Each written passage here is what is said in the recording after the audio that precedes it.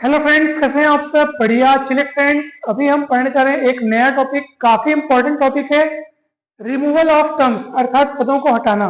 दोस्तों, इसके पिछले के जितने भी टॉपिक्स हैं उन सभी टॉपिक्स के वीडियोस के लिंक आपको इसी वीडियो के डिस्क्रिप्शन बॉक्स में मिल जाएंगे। लेक्चर क्रमांक वाइज आपको सारे वीडियोस मिल जाएंगे जिसमें थ्योरी ऑफ इक्वेशंस के सभी इंपॉर्टेंट टॉपिक्स को पढ़ाया जा चुका है। दोस्तों, आप सभी उन सारे वीडियोस को देखिएगा, आपको पूरा पूरा समझ में आ जाएगा, सारे कंसेप्ट क्लियर हो जाएंगे।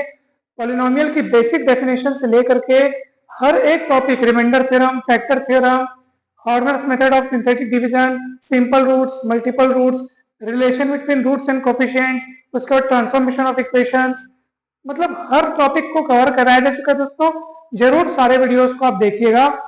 साथ ही साथ उसके पहले का जो चैप्टर है मैट्रिक्स, उसके भी सारे टॉपिक्स पर वीडियो बनाए जा चुके हैं। उसके उस टॉपिक के वीडियोस के लिंक भी आपको डिस्क्रिप्शन बॉक्स में मिल जाएंगे दोस्तों, तो सारे वीडियोस जरूर देखिएगा। चलिए, आज के इस वीडियो में हम क्या पढ़ने वाले दोस्तों? तो आज हम पढ़ने वाले हैं रिमूवल ऑफ टर्म्स अर्थात पदों को हटाना। यानी कि आपको यहां पर जब आपको कोई प्रश्न दिया होगा, ठीक है, तो कोई इक्वेशन आपको दिया होगा और उसमें बोला जाएगा कि भैया इस इक्वेशन से दूसरा पद हटाइए, ठीक है, यानी कि सेकंड टर्म को रिमूव कीजिए, या फिर आपको बोलेगा कि भैया तीसरा पद हटाइए, यानी कि थर्ड टर्म को रिमूव कीजिए, या और कोई भी पद आपको बोल सकते हैं कि वो वहां से आप हटाइए। तो आप क्या करेंगे, हमको उस समय क्या तरीका अपनाना होगा, तो ये आज के इस वीडियो में हम सीखने वाले दोस्तों। काफी इंपॉर्टेंट है, बहुत जबरदस्त और बहुत इंटरेस्टिंग और बहुत ही सरल सा टॉपिक है। एक बार आप इसे जब सीख जाएंगे तो फिर आपसे ये बहुत आसानी से बन जाएगा दोस्तों। तो चलिए, मान लीजिए आपके पास समीकरण दिया हुआ है कुछ ऐसा, ठीक है, ये इक्वेशन आपके पास F X equal A zero X के घात N plus A one X के घात N minus one plus plus plus plus plus A N minus one X plus A N बराबर जीरो। इसको अपन समीकरण एक नाम दे दिए। अगर मान लो आपको प्रश्न में ऐसा कहा जा रहा है कि मान लो दूसरा पद हटाइए, ठीक है, सेकंड टर्म को रिमूव कीजिए, तो हमें क्या करना होगा? तो अपन ने इसके लिए नोट नंबर 1 लिखा हुआ है, द्वितीय पद हटाने के लिए समीकरण एक के मूलों को यानी रूट्स को h से कम करना होगा, यानी h कम करना होगा, सारे रूट्स में से h की कमी करनी होगी। और ये h की वैल्यू कहां से पता करेंगे? तो ये h की वैल्यू अपने को यहां से मिलेगी।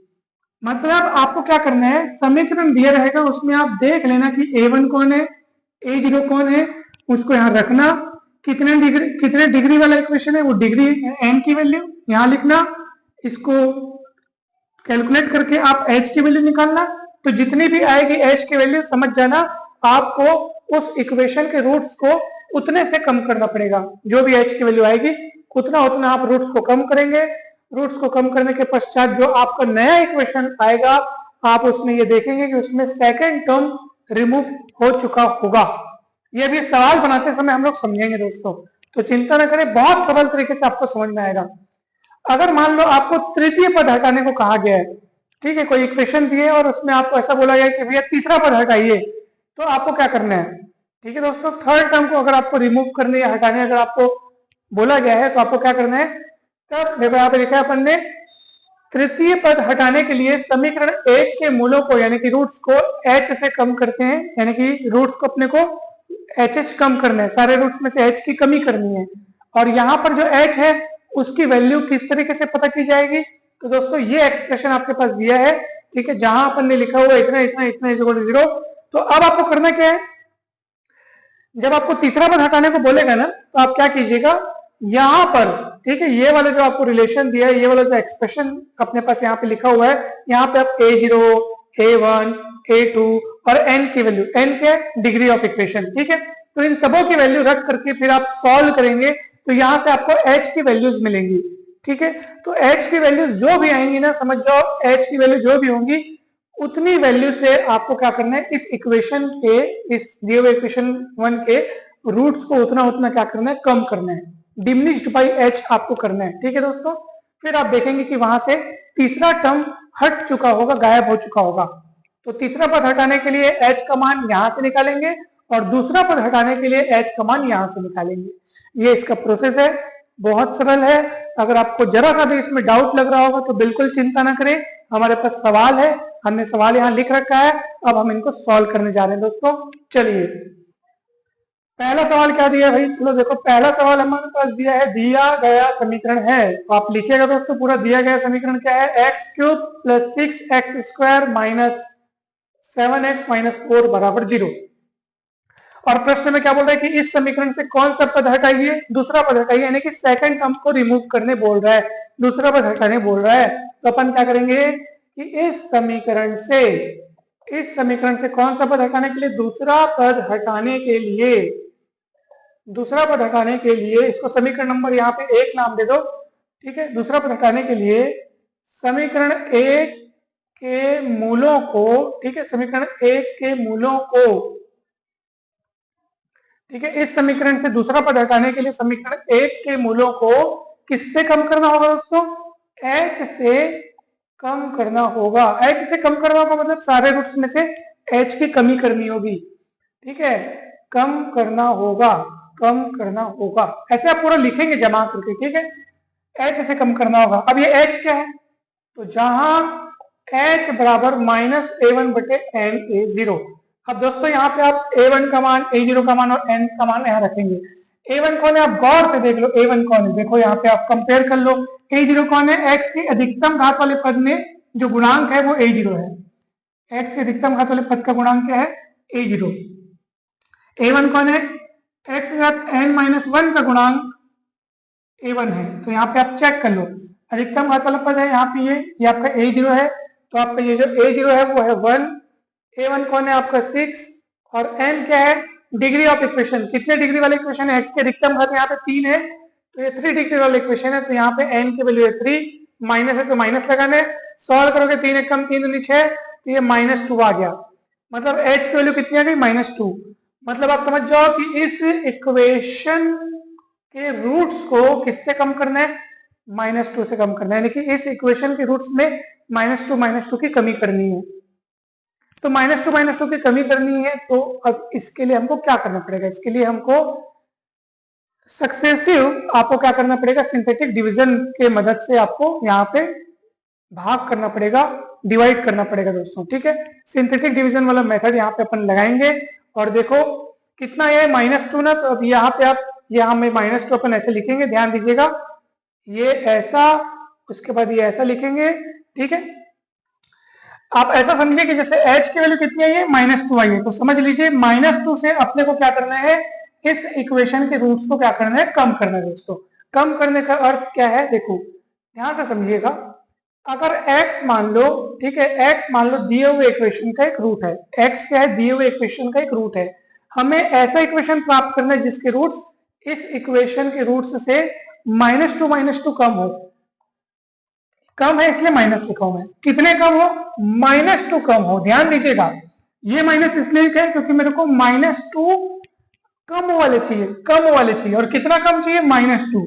तो इस तरीके से, ठीक है, मेरे को कम वाला चाहिए, -2 कम होना चाहिए, कमी वाला चाहिए, तो कमी इसलिए माइनस, और कितनी कमी, तो -2 की कमी, तो -2, तो कुल मिला के देखा जाएगा +2 हो जाएगा। तो इसलिए आप ऐसा समझो कि हमको ऐसा इक्वेशन चाहिए जिसके रूट्स इस इक्वेशन के रूट से -2 कम हो, या आप ऐसा बोल सकते हो कि 2 ज्यादा हो, -2 कम हो, या उसी को आप क्या बोल सकते हो, 2 ज्यादा हो, ठीक है दोस्तों। तो कुल मिला के ये जो x+2 आया है, हमको क्या करना होता है, इस x+2 से इस पॉलिनोमियल को क्या करना होता है, डिवाइड करना होता है बारंबार, यानी कि लगातार आपको क्रमागत रूप से आपको यहाँ पे क्या करना पड़ेगा, सांश्लेषिक विभाजन करना पड़ेगा, क्रमागत रूप से आप यहाँ पे सांश्लेषिक विभाजन विधि के द्वारा x+2 से इसको क्या करेंगे, डिवाइड करेंगे। ये पिछले वीडियो में अपन ने बहुत अच्छे से समझा हुआ है, आप उस वीडियो को जरूर देखिएगा दोस्तों, ठीक है। तो ये x+2 से आप उसको डिवाइड कर रहे हैं, तो ये x+2 को आप रफ में 0 के बराबर देख लो, तो x बराबर आएगा -2, ये यहाँ पे मल्टीप्लायर कहलाता है, और इसी -2 को अपन यहाँ पे लिखते हैं दोस्तों। या आप सरल शब्दों में ये समझो कि h का जो मान आएगा उसी को लिखना है। ये आपको मैं डिटेल में विस्तार से समझाने की कोशिश करा था। सरल शब्दों में ये मान के चलो कि h की जो वैल्यू आई है सर, उसी को यहाँ लिखना है। अब सिंथेटिक डिवीजन किस तरीके से करते हैं, ध्यान से देखिएगा। वैसे हजारों बार अपन ये काम किए, पिछले के सारे कई टॉपिक्स में अपन सिंथेटिक डिवीजन की मदद से ही अपन बहुत सारे समीकरणों को हल किए दोस्तों। तो देखो कोएफिशिएंट को लिखना है 1, 6, -7, -4। देखो यहाँ लिखना है 1, ये देखो यहाँ पे 1 कुछ नहीं है तो 1, फिर 6, फिर क्या लिखना है -7, फिर लिखना है -4। ठीक है दोस्तों, बहुत सिंपल है। चलिए सिंथेटिक डिवीजन शुरुआत करते हैं। देखो सबसे पहले क्या लिखा है, वन, वन को जस का तस लिखना है, पहला वाला जस का तस, वन को जस का तस लिखना है, फिर गुणा करना है इसको इससे। वन गुणित -2 हो जाएगा -2, फिर आप इन दोनों को जोड़ दो तो 6, अब ये माइनस है तो ऑब्वियस सी बात है प्लस माइनस माइनस होता है, तो 6 - 2 हो जाएगा 4। ठीक है दोस्तों, फिर 4 गुणित -2 करोगे तो कितना होगा, -8। ठीक है, अब -8 -7 हो जाएगा -15। ठीक, अब -15 गुणित -2 हो जाएगा +30, और 30 - 4 यानी 26, और ऐसे खींच दो लाइन। ठीक है दोस्तों, बहुत ही सिंपल है, बिल्कुल भी आपको घबराना नहीं है, बहुत इजी दोस्तों। ठीक है, चलिए फिर ऐसे लाइन खींच दो। ठीक, चलिए आगे बढ़ते हैं अपन। फिर पहला वाला जस का तस आपको लिखना है, पहला वाला जस का तस लिखना है, फिर गुणा करते जाओ। 1 गुणित -2, 4 में 2 गया 2। ठीक है, फिर 2 गुणित -2, -4, -15 -4 -19। ठीक है, फिर आप ऐसे खींच दो, यहाँ पे लास्ट में आपको ऐसे खींचते जाना है। ठीक है दोस्तों, ये जो खींचते रहे वो हर प्रोसेस में बचा हुआ रिमाइंडर बता रहे हैं। ठीक है, ये रिमाइंडर है। ठीक, फिर आप इसको ऐसे कर दो। ठीक है, अब क्या होगा बताइए, पहला वाले को जस का तस लिख दो, फिर गुणा करो, 1 गुणित -2, -2। अब देखो -2 + 2 0, साफ साफ पता चल रहा है कि सेकंड टर्म रिमूव होने जा रहा है। अब देख लो। ठीक है, और फिर ऐसे लाइन खींच दो। उसके बाद दोस्तों फिर आप ऐसे लाइन खींच दो, तो फिर एक जस का तस उतार दोगे। यहाँ पे आगे काम बढ़ेगा नहीं क्योंकि आगे कुछ है नहीं, यहाँ पे कहानी खत्म हो चुकी है। बस ये नीचे वाला, सबसे नीचे वाला आपको दिख रहा है कि नहीं दिख रहा है, एक बार आप देख लीजिए। चलिए ये ऐसा, अब आपको ये अच्छे से दिख रहा होगा।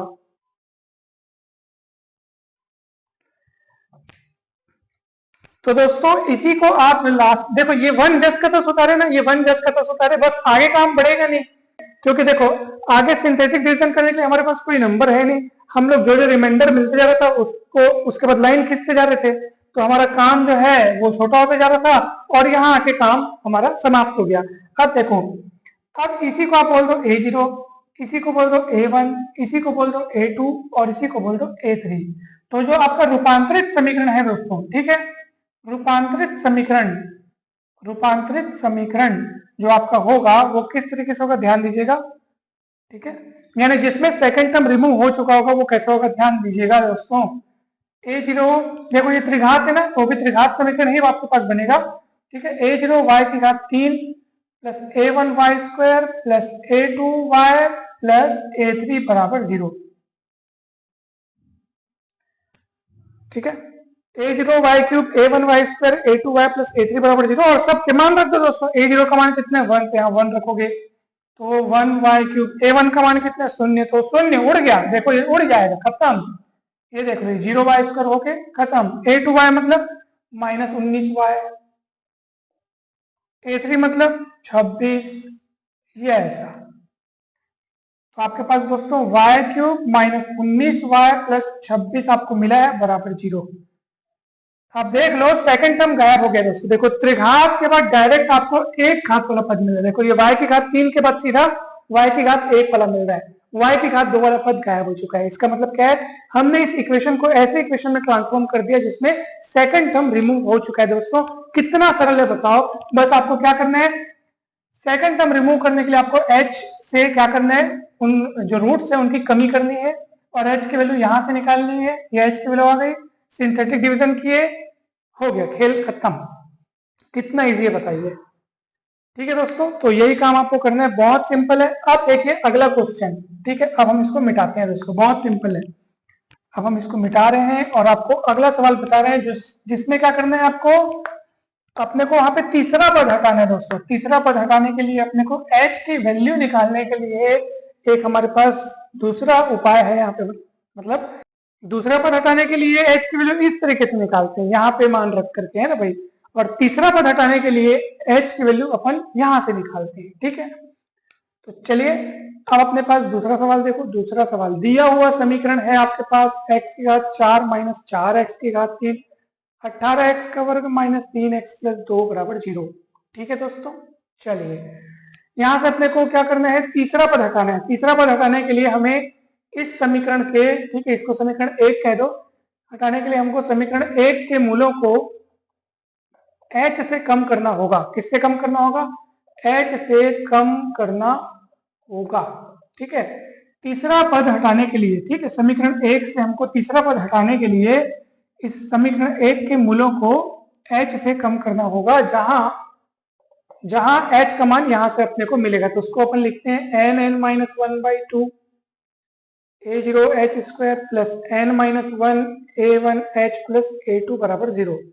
दोस्तों n कौन है? डिग्री, डिग्री यहाँ 4 है तो यहाँ 4 हो जाएगा, तो 4(4-1/2) a0 कौन है? a0 यहाँ पे a देखो अधिकतम घात वाले पद का गुणांक, तो a0 1 है, ये h²। ठीक है, n-1 मतलब 4-1।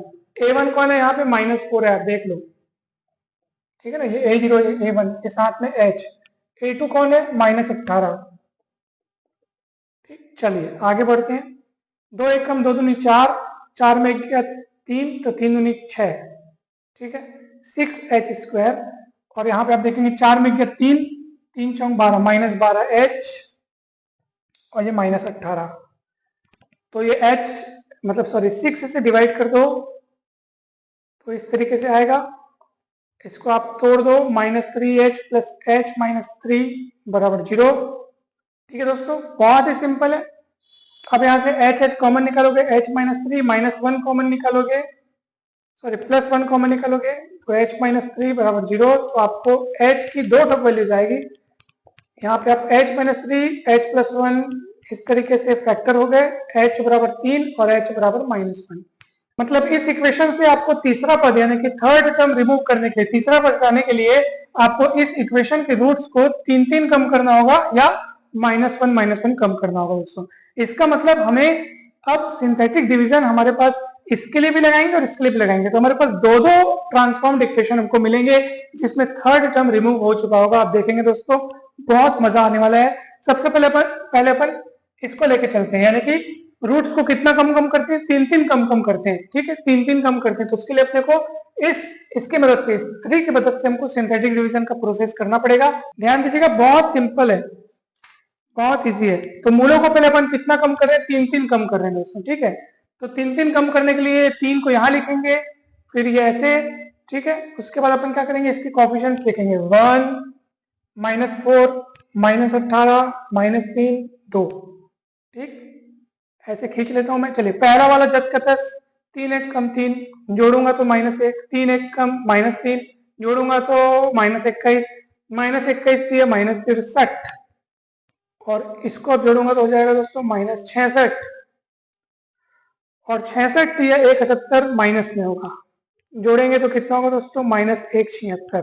ठीक है, कहीं पर भी कोई भी डाउट होगा तो बताइएगा दोस्तों। एक बार फिर से ना, ये 1 हो गया, 3 1 कम 3 हुआ, -1 हुआ, -3 हुआ, 18 3 21 माइनस में आएगा, 3 1 कम 3 2 3 6, तो इतना हो गया, ये 66 हो गया। 66 दिया 178, सॉरी यहाँ पे गड़बड़ है दोस्तों, 6 थी 18, 180 तो यही हो गया, उसके बाद 198 होगा दोस्तों यहाँ पे ऐसा, और ये -196 आएगा ऐसा। ठीक, चलिए अब क्या होगा? अब फिर से वही पहला वाला 10 का 10 लिखेंगे, फिर 3 1 कम 3, 3 में 1 2 2 3 6, और ये हो जाएगा -15 -15 -45। तो आपको ये देखो 6 5 11 हासिल है, 6 4 10 और 1 11, 111। ठीक है, और ये माइनस में आएगा। फिर अपन ऐसे करेंगे, ऐसे करेंगे, ऐसे करेंगे। चलिए, फिर एक 10 का 10 लिखेंगे, 3 1 कम 3, 3 2 5। ठीक है दोस्तों, और उसके बाद आपका आएगा 5 3 15, देखो -15 + 15 खत्म। ठीक, चलिए उसके बाद क्या होगा दोस्तों? देखो तीसरा पद हट गया है, तभी तो यहाँ पे 0 आ रहा है ना दोस्तों। फिर ऐसे लाइन खींच देंगे अपन, फिर ऐसे होगा, फिर ये एक 10 का 10 लिखाएगा, फिर 3 1 कम 3, फिर 5 3 8, फिर ऐसे लाइन खींचेंगे, फिर ऐसे, फिर ये एक 10 का 10 लिखाएगा, और बस। और आगे प्रोसेस बढ़ेगा नहीं, क्योंकि अब आगे कुछ बचा नहीं है। ठीक है, जैसे जैसे अपने को लास्ट वाला जो अपने को रिमाइंडर मिलते जा रहा था, फिर अपन वहां से लाइन खींच करके फिर अगले सिंथेटिक डिवीजन में हम इतने का यूज कर रहे थे, इतने का काम ले रहे थे, फिर लाइन खींच रहे थे। इस तरीके से हमारा काम कम होता जा रहा था, और यहाँ पे फिर एक बचा, हमारा काम टर्मिनेट हो गया। अब आपका ये जो लास्ट में 1 बचा है दोस्तों, यही A0 है, ये 8 जो है वो A1 है, ये A2 है, ठीक है, ये A3 है, और ये A4 है दोस्तों। A0, A1, A2, A3, A4। तो आपका रूपांतरित समीकरण क्या होगा दोस्तों? अपन ऐसे लिखेंगे, अतः रूपांतरित समीकरण है। चलिए रूपांतरित समीकरण पर कैसे मानेंगे? A0 y की घात 4 प्लस A1 y की घात 3 प्लस y की घात 3 plus A2 y square plus A1 y sorry A0 A1 A2 A3 होगा ना जी। A0 y की घात 4 प्लस A1 y की घात 3 प्लस A2 y की घात 2 plus A3 y plus A4 बराबर 0। और A0 A1 A2 A3 A4 का मान आप रखते जाइए। तो इसका मान 1 है, तो ये y की घात 4, फिर ये कौन है 8, 8 y की घात 3, A3 A2 देखो A0 का मान 1, A1 का मान 8, फिर A2 का मान 0 0, इसको उड़ा देता हूं, डायरेक्ट उड़ गया, वो उड़ करके उड़ गया क्योंकि ये 0 है। A3 का मान -111 -111 y और A4 कौन है -196। ये आपका आंसर आ गया दोस्तों। देख लो आप, 4 घात के बाद 3 घात, 3 घात के बाद सीधे आपको 1 घात वाला पद नजर आ रहा है, यानी तीसरा पद हट चुका है और आपको रूपांतरित समीकरण प्राप्त हो चुका है दोस्तों। आपको एक और रूपांतरित समीकरण मिलेगा, क्योंकि अभी अपन h = 3 लेके चले हैं, h = 3 लेके चले, इसकी मदद से अपन क्या किए? सिंथेटिक डिवीजन किए। अभी ये भी तो बचा है दोस्तों, तो आप -1 लेकर के ये इसी टाइप का एक सिंथेटिक डिवीजन कीजिए, जैसे अपन 3 से किए ना, 3 की मदद से किए ना, ठीक है, 3 की मदद से किए, क्योंकि h की वैल्यू 3 आई थी तो 3 की मदद से किए। ऐसे ही आप -1 के द्वारा भी आप सिंथेटिक डिवीजन कीजिएगा और फिर आपको एक और रूपांतरित समीकरण मिलेगा दोस्तों, ठीक है।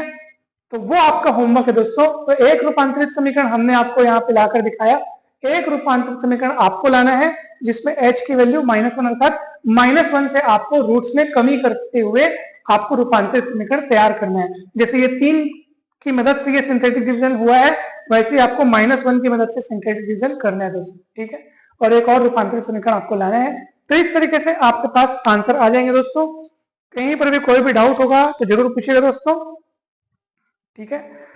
चलिए, तो आज के इस क्लास में हमने ये देखा कि रिमूवल ऑफ टर्म्स किस तरह से किया जाता है, यानी कि इक्वेशन में पदों को किस तरह से हटाया जाता है, टर्म्स को किस तरह से हटाया जाता है। दूसरा टर्म हटाने के लिए h की वैल्यू ये हमेशा याद रखेगा, और तीसरा टर्म हटाने के लिए h की वैल्यू को आप इस सूत्र की मदद से निकाल सकते हैं, ठीक है। ये आपके लिए एक फॉर्मूला बन गया कि देखो अपने पास यहाँ पे n की वैल्यू A0 A1 A2 सब की वैल्यू आप रखोगे, फिर आप सॉल्व करोगे आप इसको, तो h की वैल्यूज आएंगी, वो आपको बतलाएंगे कि हाँ रूट को आप इतने इतने से क्या करो, डिमिनिश्ड करो, ठीक है। रूट में आप इतने इतने की कमी करके आप वहां से तीसरा पद हटा सकते हो। तो ये याद रखिएगा, तीसरा पद हटाना हो तो h की वैल्यू के लिए ये चीज, ठीक है, और दूसरा पद अगर आपको हटाना हो तो h की वैल्यू आप यहाँ से निकालेंगे दोस्तों, ठीक है। बहुत ही सरल है। तो आपका होमवर्क है दोस्तों, ठीक है। आप -1 की मदद से सिंथेटिक डिवीजन करके, जैसे हमने 3 की मदद से सिंथेटिक डिवीजन करके एक रूपांतरित समीकरण तैयार किया ना, वैसे आप -1 की मदद से सिंथेटिक डिवीजन करके एक और रूपांतरित समीकरण यहाँ पे आप तैयार करेंगे। ये आपके लिए होमवर्क है दोस्तों। अगर वो आपसे बन जाएगा तो कमेंट करके अवश्य बताइएगा। वीडियो कैसा लगा दोस्तों कमेंट करके जरूर बताएं। वीडियो अच्छा लगा हो तो लाइक करके चैनल को सब्सक्राइब जरूर करें और वीडियो को शेयर जरूर करें दोस्तों। आप सभी का बहुत बहुत धन्यवाद। जल्द ही मिलते हैं नेक्स्ट वीडियो में।